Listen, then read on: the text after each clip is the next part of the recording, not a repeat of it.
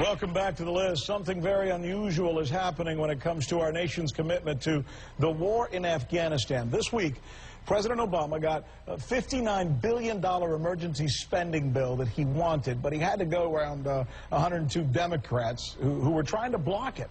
Now, hold that thought for a minute, because that's not the real story here. Tonight, I want to take you through the Republican side of this, because when it comes to military spending, you'd expect oftentimes the GOP to take a hawkish stand, at least in the last decade or so, never wanting to be seen as saying no to the troops. But 12 House Republicans also voted against the funding. That's important. Among them, Utah's Jason Chaffetz, part of the movement, among some conservatives who now want us out of Afghanistan. Now, that list includes better-known names as well. Look what Ann Coulter, no stranger to this program, wrote this month. She joined Michael Steele in calling the conflict Obama's war. And Ann concludes, judging by other recent Democratic ventures in military affairs, the war isn't likely to turn out well. Here's another one. Commentator George Will has been beating the drum for almost a year now. Listen to what he said last September. Afghanistan would need hundreds of thousands of coalition troops, perhaps for a decade or more. That is inconceivable. That's George Will. Those are his words. A longtime Republican critic of the war, one who also calls it Obama's war, is Texas Congressman and former presidential candidate Ron Paul. This is going to be making a lot of news because it's very controversial. I don't know if you got a chance to see the cover of Time magazine. I'm going to show it to our viewers now. On this cover, there is a woman, a beautiful woman. Apparently, the Taliban took her and cut her nose and her ears off for leaving a relationship with a man who was abusing her. We've heard the stories of what the Taliban did. They don't want girls to learn. They can't go to school. They're not allowed to read books. They beat them. They punish them. And the fear is, we leave, they start doing that again. And a lot of people would say, how can we leave then?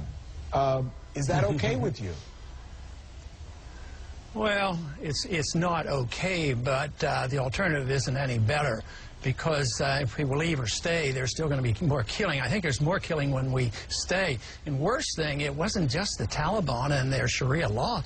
It was the husband that did it. I mean, this is so horrible and cruel. But, you know, there's so many injustices in the world, and how you correct injustice is the question. We know now that we've spent $1 trillion between Iraq and Afghanistan.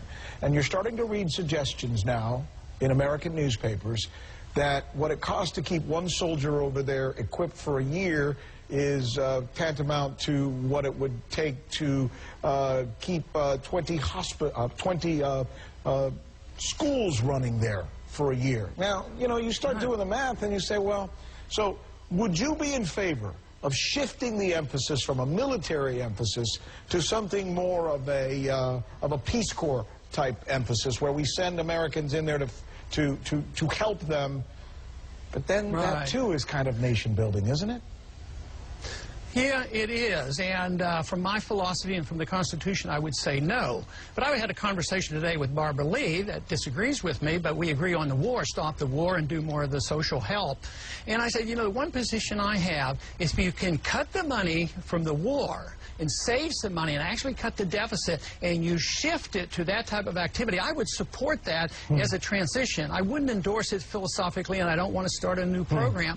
But if you want to work away from the violence, and it would be much better to do medical help in schools than it would be to bomb people with drones and expanding the war like we're doing in Pakistan. You know what I want to know from you? Here's what I want to know. I want to know how many Republicans come up and whisper to you their support for this position that you've long taken on the war in both Afghanistan and Iraq, that they can't say publicly? Well, I'm sworn to secrecy. I'm not allowed to say. He went on to say, in fact, that several of them do come up to him and whisper in his ear the very thing that oftentimes they don't feel comfortable enough voting for or saying publicly about the war in Afghanistan.